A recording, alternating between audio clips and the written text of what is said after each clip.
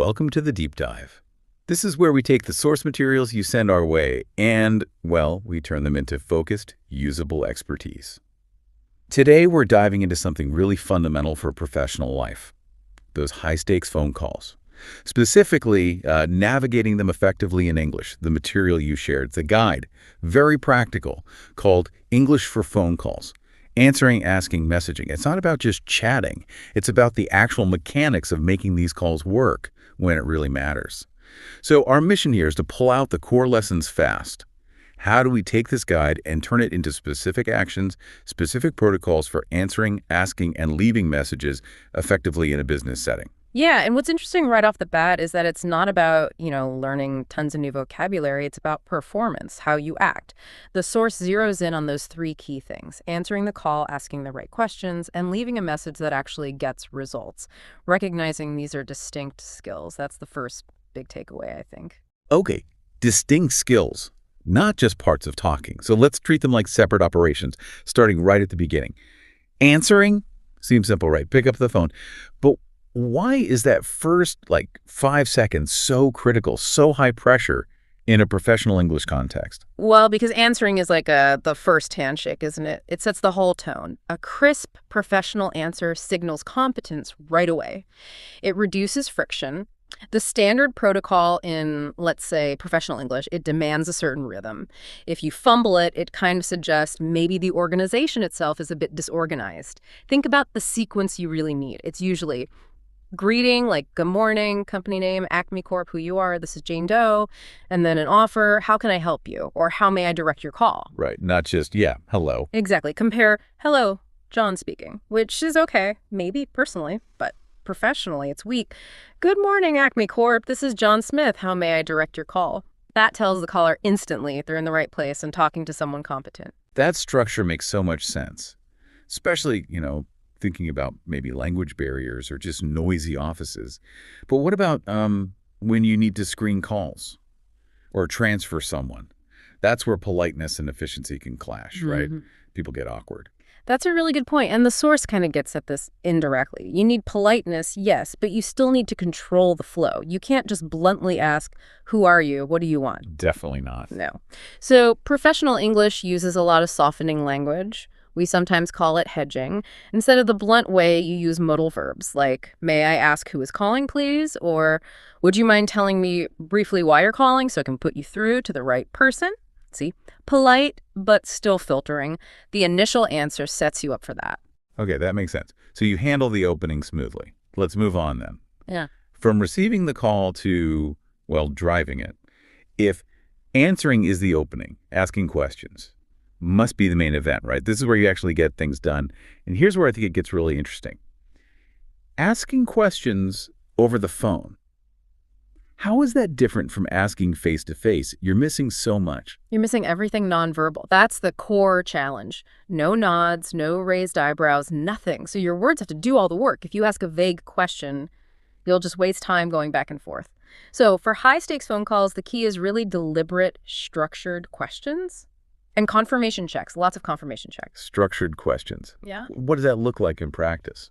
Well, you want to move beyond just asking for simple facts. You need questions that lead to action or commitment. So instead of, can you help? Which is, a simple yes-no. Right, not very useful. Not very useful. Try something like, okay, to make sure we hit that deadline, what specific things do you need from us by, say, Tuesday afternoon? That pins down specifics, it sets a timeline, it implies accountability. I see, yeah. Much more direct in its own way. But what about difficult questions? Sensitive topics.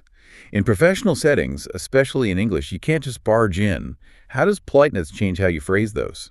You definitely can't barge in. Bluntness on the phone often comes across as aggressive, way more than in person sometimes. So hedging comes back again. Soften the intro to the question. Things like, look, I appreciate this might be sensitive, but would you possibly be able to clarify? Or maybe, sorry to press this, but I just need to double check. You manage their reaction first, then ask. Manage their reaction first. I like that framing. It's about the person, not just the data. Okay, so you asked your careful question, how do you know they actually got it without seeing them?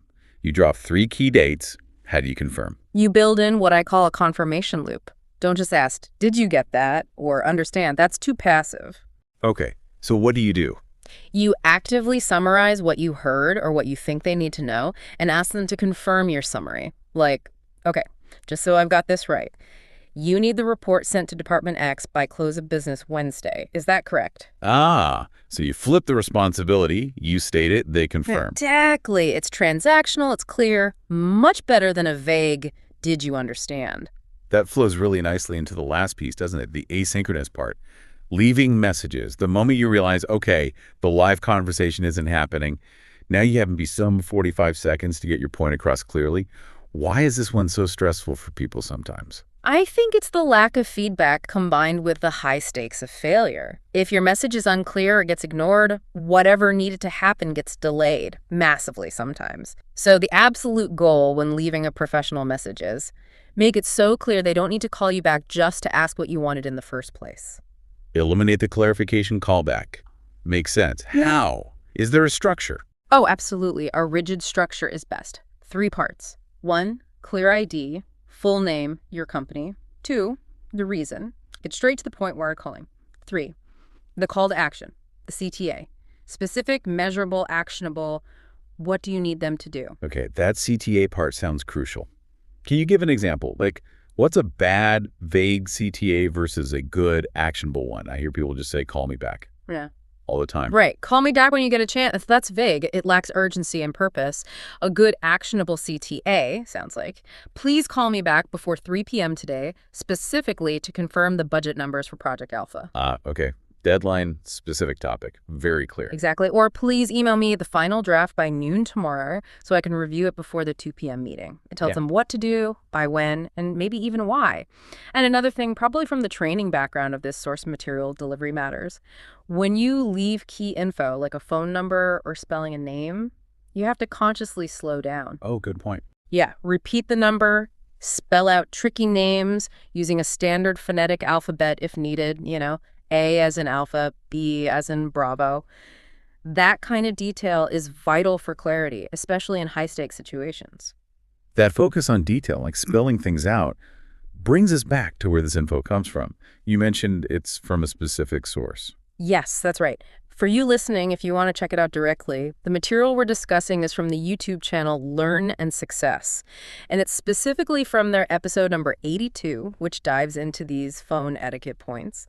Learn and Success. The name itself tells you something, doesn't it? It signals this isn't like academic linguistics. It's about practical results, getting things done. Precisely. It suggests the goal here is successful performance, things you can apply immediately. It's likely a toolkit approach focused on efficiency because, well, ambiguity costs time and money in business. Structure equals clarity. Okay, so wrapping this deep dive up, Uh-huh. what's the big picture for you, the listener, trying to master this? We've looked at the 3 pillars: answering, asking, and messaging. And it seems clear they're not just general conversation skills. They need specific, almost technical training. You've got the opening move, answering, the main play, asking, and the backup plan, messaging. Right. And the main takeaway, I think, is that mastering these specific protocols is the architecture for successful phone communication, especially high-stakes professional calls. Maybe even more so if English isn't your first language, because you lose all those nonverbal signals. So think about this. How often does getting what you need or making a good impression depend not just on the core information, but on how you handled the answering, the asking, or the leaving of that message? The protocol matters. A lot. That the architecture itself can guarantee the result. Yeah. That's a powerful idea to take away. Build the system right. Indeed. And maybe a final thought for you to mull over. If you find your voicemail, say, only get the action you want half the time. Where in that structure, the ID, the purpose, or the call to action is it breaking down? And how could applying these kinds of specific professional protocols fix that exact weak link? The answer is probably in the precision.